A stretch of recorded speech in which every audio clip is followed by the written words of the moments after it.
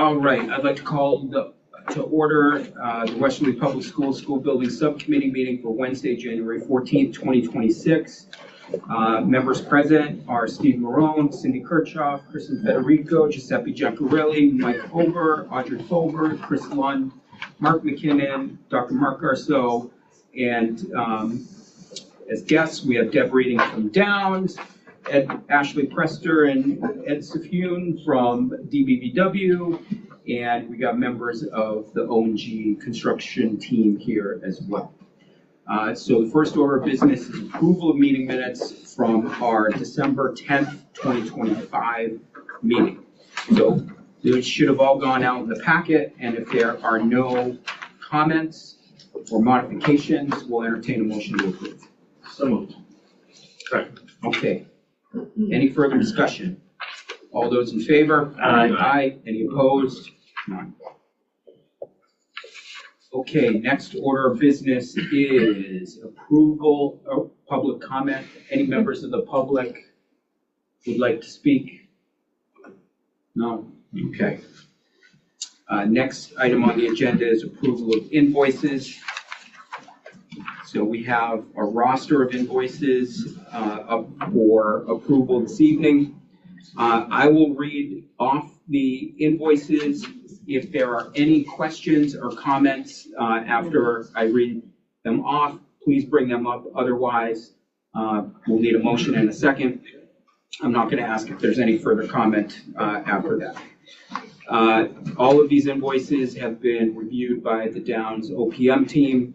And presuming that they have, the reason why they're here is that they passed the test here.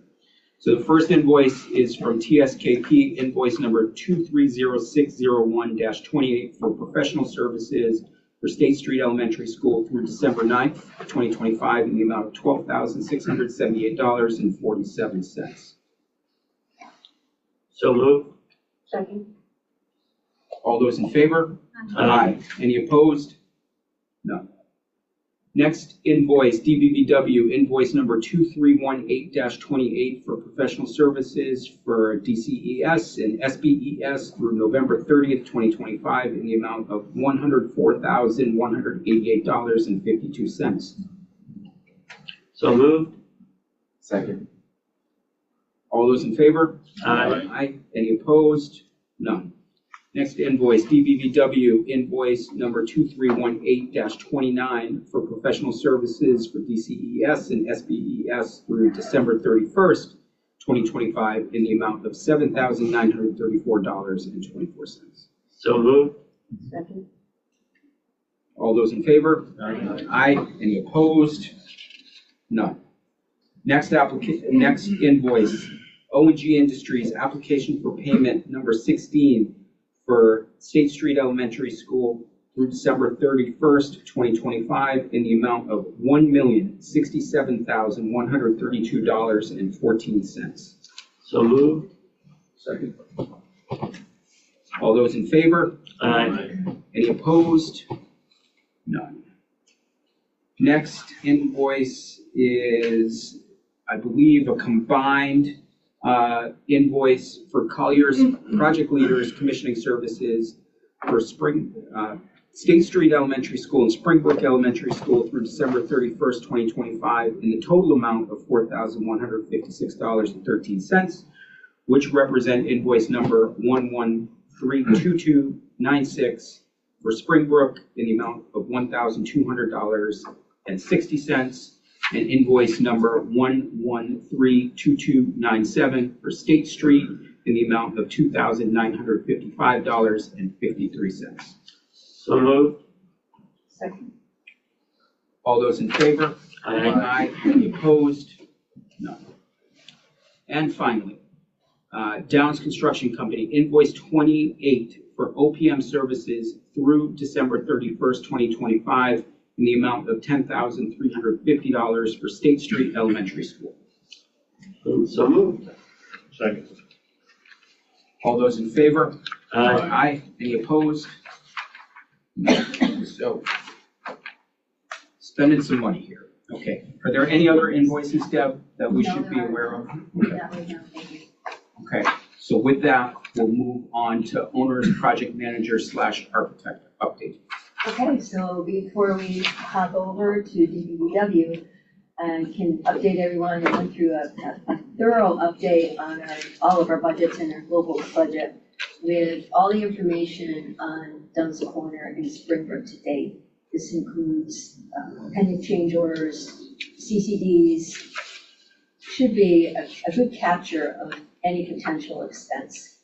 So that said, it's actually, Dunn's Corner and Springbrook are pretty much in line with where they were in December. What is now driving our contingency down a bit is a pending change order on State Street for the PA system, which we knew was coming. And that right now is $166,000. Does that sound correct? Yes, yeah. So that right now is in review. So with that said, our total contingency is at $857,956. So that's considering we have 2 projects down and we're this far through State Street, that's pretty good. Very good news is that this afternoon, bids were due on State Street's schools. And we only had 1 bidder, we had 6 bidders, but we only had one who. For FF&E? For FF&E, excuse me. So, and we only had 1 bidder who actually bid on the entire package, which was a requirement. So, thank you to everybody else for their efforts, but it was W.B. Mason, and to remind everyone, our budget is at $800,000, and they gave us 2 prices, $654,873 for the base bid, and then they came back with a voluntary alternate, substituting some of the items with or equals that they think would be more cost effective and or better items, and that is at $565,538. Those numbers, I'm still getting those numbers out to make sure all the math is correct, but obviously we do have some savings on our budget, so we can look to doing some things that maybe we have to put up. So I'm sorry. I was gonna say, any of that savings, could that be furniture for the other 2 schools? yeah, I think we If it's in that line item. Right, I mean, all goes back into the global contingency, so. Yes, the short answer is yes. I was just gonna ask, when you said the second bid with savings, did you go through all of that? Oh, she hasn't had a chance to just Okay. came in, right, I just got it from Eileen at about Got it. 3:45. But honestly, actually, the alternate items are most of the items that you reviewed at their showroom. Somehow those don't make it into bid. So, you know, we can certainly go through all of that, and we have every line item bid, so you can pick or choose from what you want.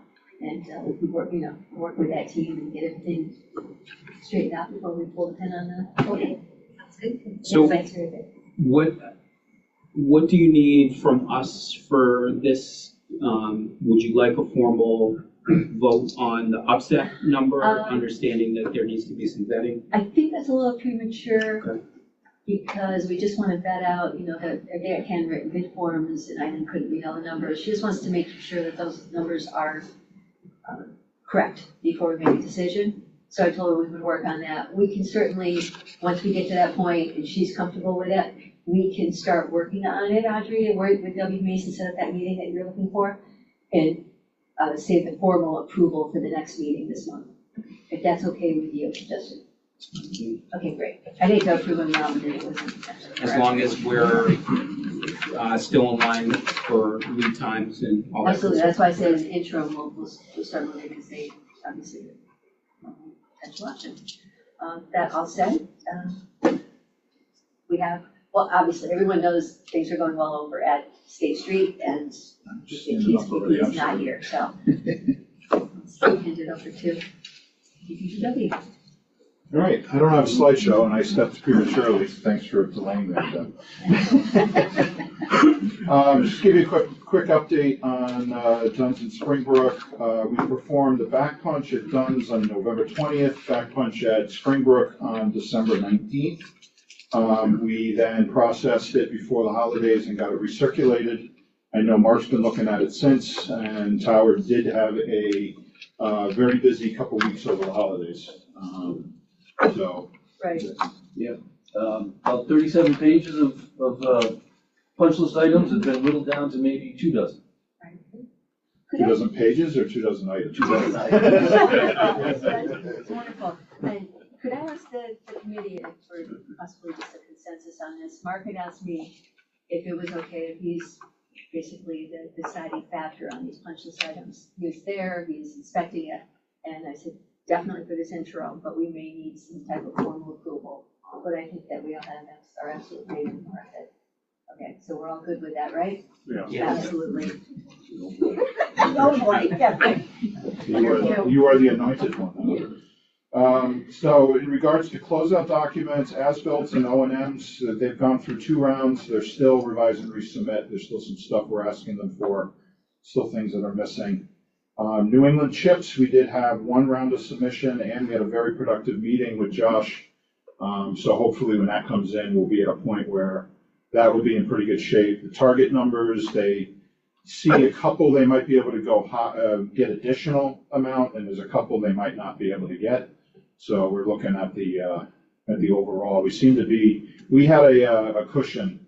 I don't remember the exact number, but we were like 10 or 11 over what the minimum was. So we have a little cushion in there to make sure we're in compliance. TAB reports, I know they exist. Those are the testing and balancing reports. They exist. I've seen them, but they have not been formally submitted, so we're still waiting on those. Warranties, again, I've seen them in various states. I've asked them to submit an entire package of just the warranties so that the dates are all consistent and that all the information from all the contractors are consistent.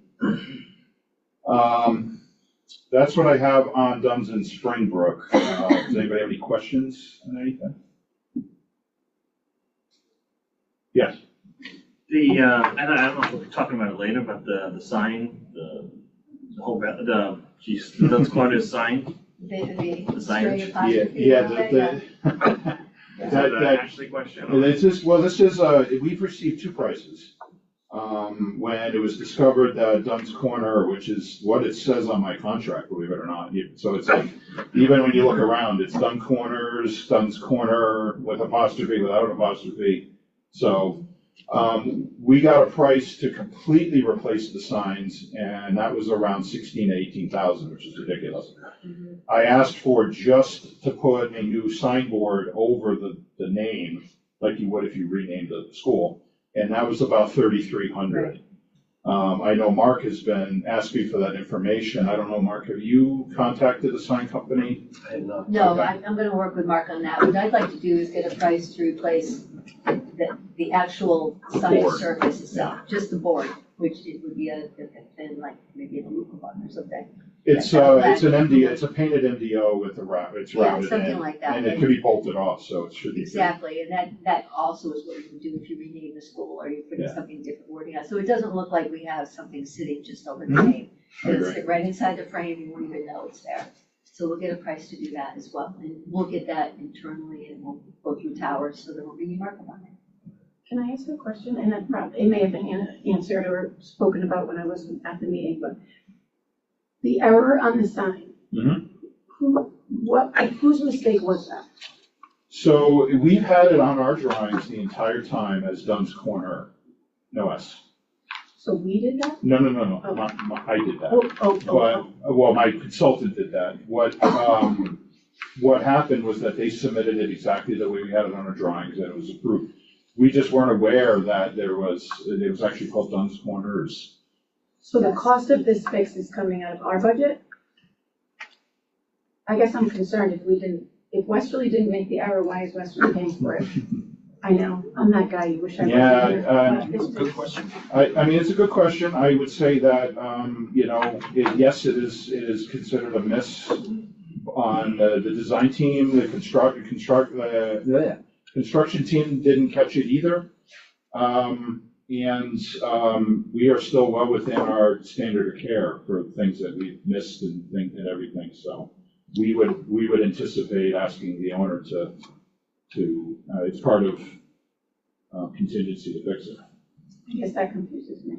Was anyone in the district, did they look at it before? Everyone in the town has had the documents for 2 years, so. It's just something that slipped by. So moving forward on the paperwork, right, for example, today's agenda says Dunn's Corner, moving forward, you should add the S to corners. Yeah, So it's, everything's Corners, official. right, you're absolutely right. But, actually, our contract from the town says the same thing. yeah, no S. So we just hadn't even assumed it. So the But town. I'll work to the see if I original. can, Like, I'm trying to get to the root of. Get the best. Let's get it fixed first. I mean, this is a bit of a tough one to swallow, for an owner. And we're gonna pay for 2 signs because we couldn't get our act together to double check the spelling of the, And when we see how low I get that price, we have a nice surface that doesn't look like it's mixing an error. That's the other thing. Right. Right, it should be done right. We, you know, I- I'm a jerk, but I don't No, no, feel no, like I don't- the I don't- owner should I don't be think- That's silly to replace the I whole don't sign. think, I Yeah. think that should be on, not on the owner, but. Yeah, we just need the surface. yeah, there are contractual things, but then there's kind of like, come on guys.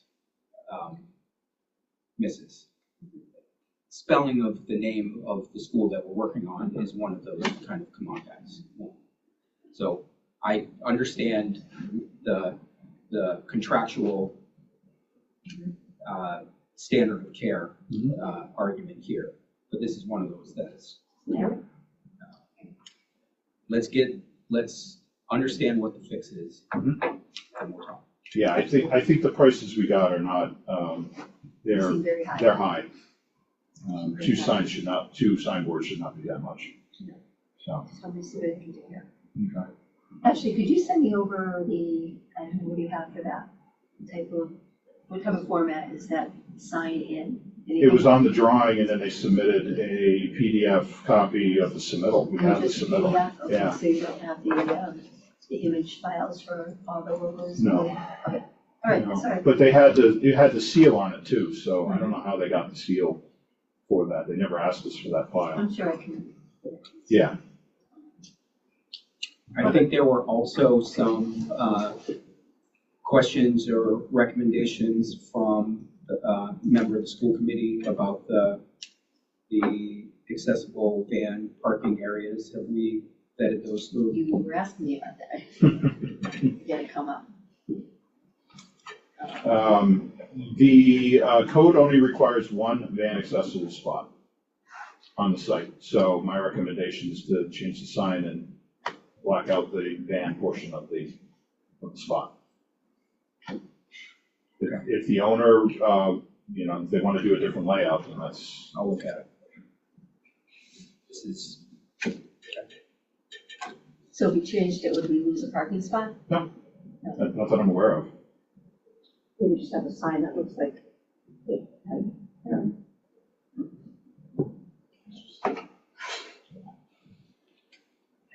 Anything else on Duns or Springbrook? I have an update on the middle school roof as well.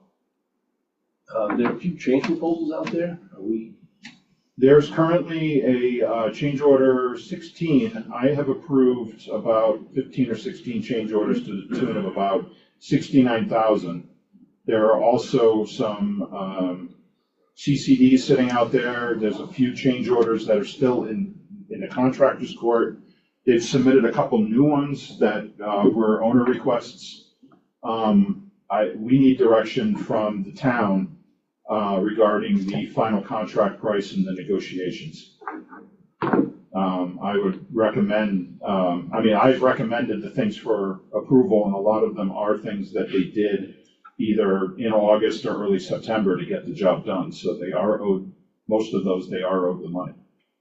But I don't know what the next step is regarding negotiations between the town and the contractor to close the job out. I'm talking about the door operators. That is base bid scope of work. I have told the contractor that several times, citing multiple locations on the drawings, at least 6 or 8 different spots. And they keep pushing back and nothing's getting done. So Then- I'm kind of in agreement that the price I received to quote the work was more expensive than what they gave us to do the change proposal. I'd like to present that to the committee here and get it voted, so we can get this on the schedule and get it done. That is your prerogative as the deciding entity for the town. So you have a proposal for work that's remaining that is less than what the change order proposal is through the contract? Is that what I just understood correctly? We have to install relays to connect the handicap operator buttons into the magnetic door hole openers at the classrooms. So that in the event of a lockdown, the handicap button operator is disabled. Currently, right now, all those operators are turned off so that they aren't even being used. They cite it as a change because they did it to a fire alarm proposal, and this is a lockdown proposal, so they said it's a change. I priced it out on my end, their price came back low. This is through Encore? Yeah.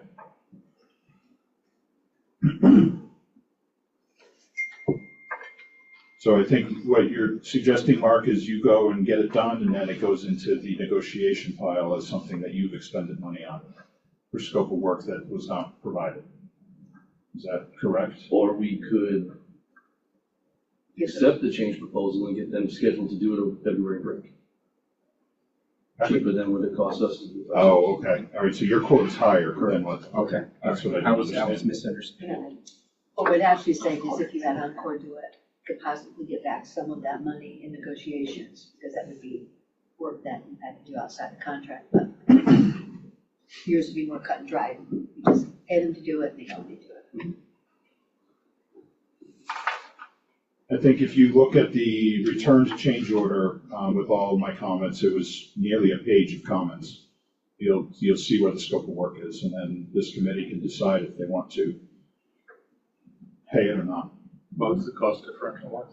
I'm trying, do you know what change proposal number that was? Oh, no. Sorry. Will we meet again before We're meeting in 2 weeks. 2 weeks? Yeah, then they could do that over the February break.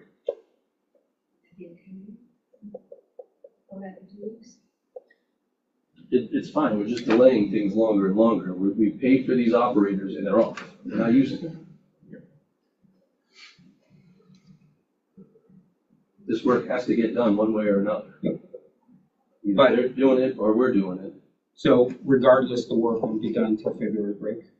Well, I mean, It's invasive, they can't do it on second shift and mobilize and tear down. Is it a day's worth of work, or is it? It's probably like 3 or 4. I'd say it's a couple guys, maybe 2 to 4 hours per door, and there's about 20 doors, so it could be a few days. Exposed ceiling down the hallway. So it's going to be done during February break, no matter what. I'd like, So we have the opportunity to meet before then to formally move one or the other forward. When that happens, those items are on the punch list as being incomplete as well, so that kind of complicates things. If you're paying them for it, we're also holding money from it, so how you release those funds needs to be discussed.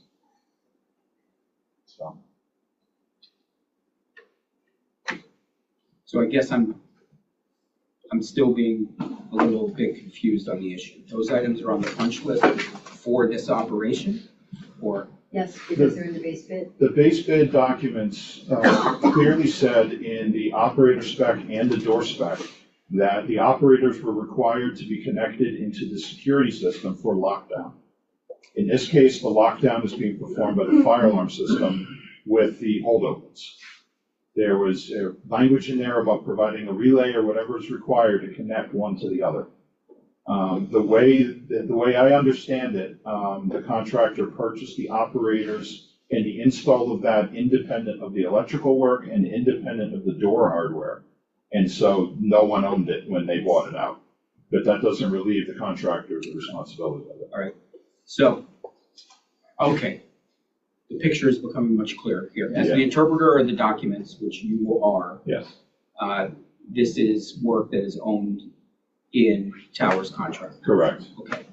And what it sounds like is they will not do the work unless they get an accepted change order. They have respectfully disagreed, I think was their terminology. Okay. Yes. Then I think we move forward with your price and we hold it to back charge the contractor. If the authorized individual who interprets the document says that it's owned in the contract, that's the first line of understanding. That is my official statement to you guys, and then I would ask that someone else, make sure the town agrees with my interpretation. So you just need to look at that change order. So I would put Tower on notice that we are going to move forward with the work and expect that it will be back charged if there is and we'll take that up at our next meeting. I would go so far as to say that will be, the quote for Encore will become the value of that item on. I'm assuming this meeting occurred between. It did this one, yes. Okay, all right. So are we getting any traction in resolving some of these? Yeah, I'll bet. You guys both looked at me, I wasn't at the meeting. Yeah, I'll bet. Yeah, there's somebody that's going to be working on the BBW just to get moving. We do need to get Al and his team to be more communicative with myself and especially the architect if they want to move forward and resolve something. So this is a safety issue that shouldn't be a safety issue. I agree. So, I think we should and we are going to rectify the safety issue and take whatever options are available to us to recoup those and that's costs. exactly what I was thinking. Okay. What else do we have on Pleasant Springbrook? This is a great conversation. All right, middle school roof.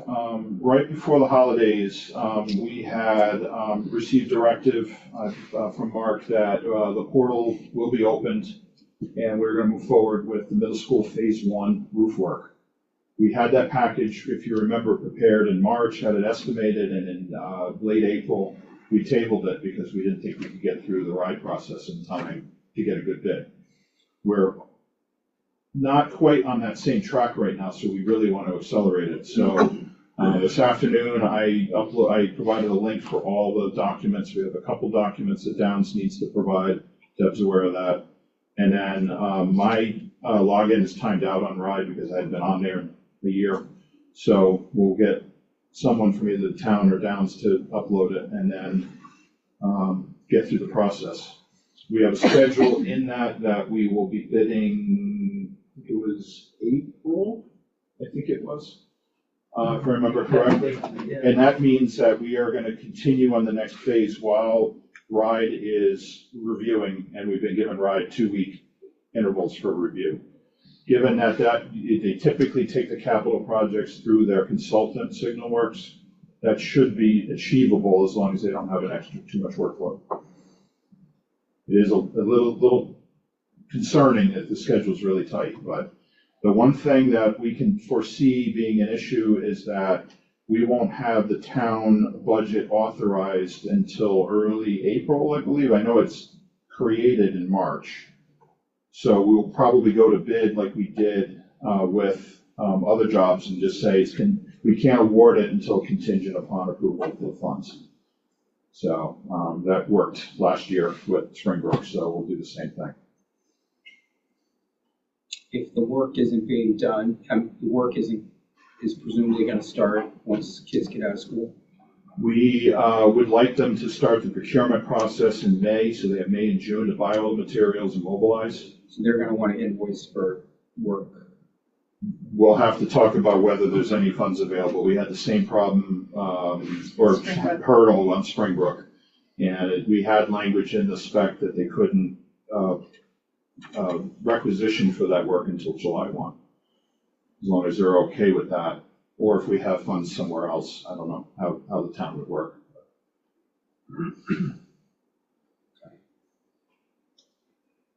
Just out of curiosity, if this is a multi-sequence process, Yes. why wouldn't you just go submit the entire roof? We asked that question during bid. The town responded that it was 3 phases, 3 separate bids. But for a RIDE approval, couldn't you just say phase 1, phase 2, phase 3?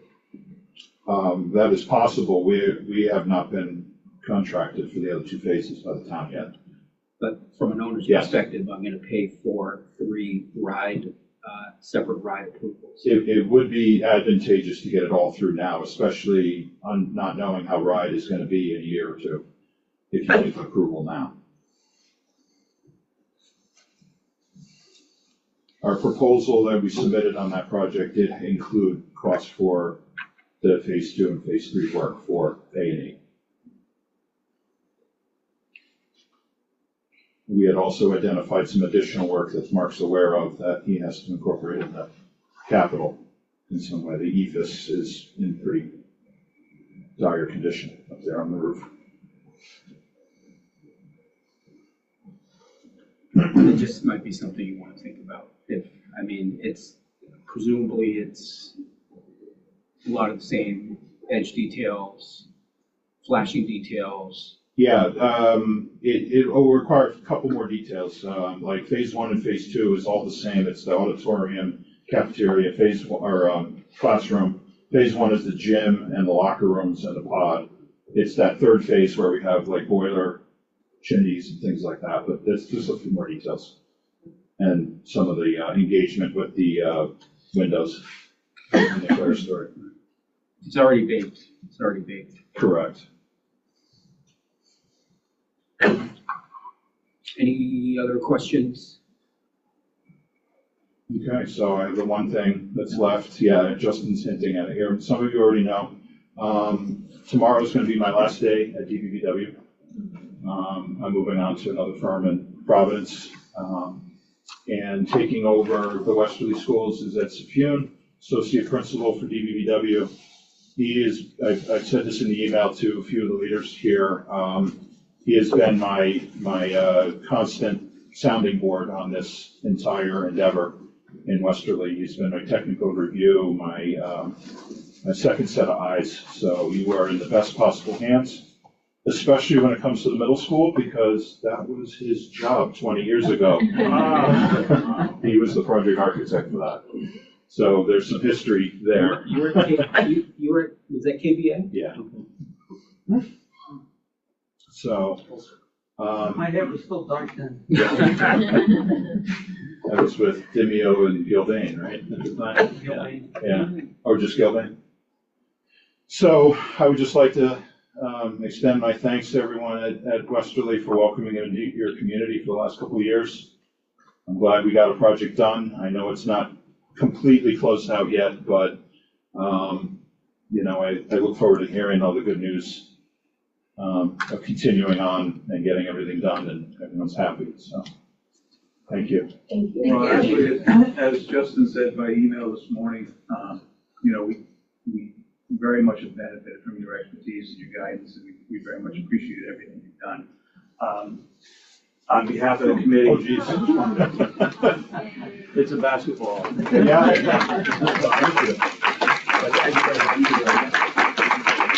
Thank you. I always say that the best part of doing the school projects is seeing the kids come in afterwards. And when we did the ribbon cutting and seeing the kids showing off the building to their parents was like worth it. Yeah. So thank you very much. Thank you. Thank you. And I will say,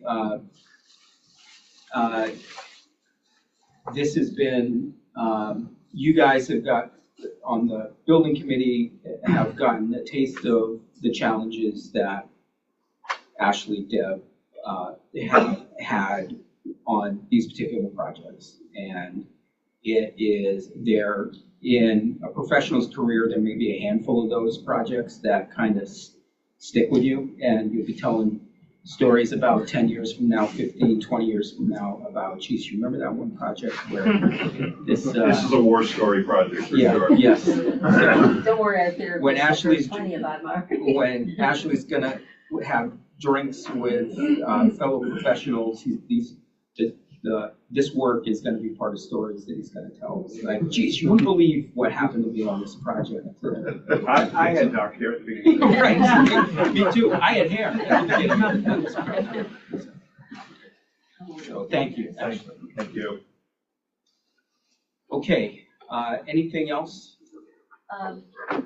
OGT?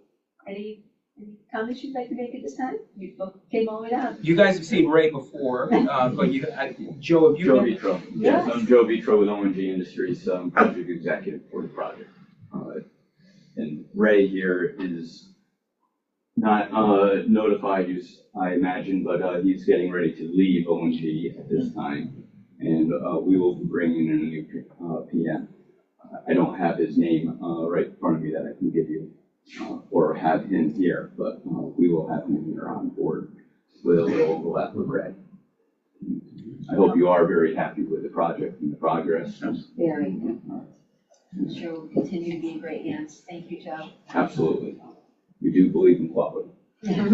Ray and I planned this one. Now we're starting to, gonna get a complex. First Julia quit on the I know, I was bid. gonna say that. Yeah. It's a small pool that, people in the construction industry, people in the design industry swim in. So there's usually a lot of mobility, within that pool, so. It's not just us. No, it's not. Don't take it personally. I've been with ONG 26 years, so. Wow. You beat me on that one, I had 17. Okay, next item on the agenda is capital projects update. So you heard from Ashley on the middle school. We also have here in Babcock an electrical upgrade that we're gonna be going out to bid for. Work to bring some upgrades. We've got some growing classrooms that require some dedicated circuits, some future use as this building develops into what it's gonna look like in the future. So besides that, the windows at Dunn's, the flooring at Springbrook, those are gonna be going out to bid as well. I'll have more updates in the upcoming meetings as these things start to trickle in. Great. Okay, any questions for Mark? All right, so next steps, let's see. We will get back on our bi-monthly schedule here for the foreseeable future. So we will assume that we're meeting on the 28th of January, the 11th of February, the 25th of February, the 11th of March, and the 25th of March. Is that okay with everyone? All right. And I kind of came in here hot because I was a couple minutes late, but I hope everyone had a wonderful holiday and Happy New Year to everyone. Hopefully everybody stayed away from the sickness that was going around. Still going around. They cancel. I'm gonna be heading over to the middle school for a wrestling meet. My son is wrestling there, but they had a meet that was canceled because the whole team was sick. So, anything anybody wants to discuss regarding next steps? Okay. So next item on the agenda, I'm going to assume we do not have public comment. So we will entertain a motion to adjourn. So moved. Second, I guess. All those in favor? Aye. Aye. Any opposed? Didn't think so.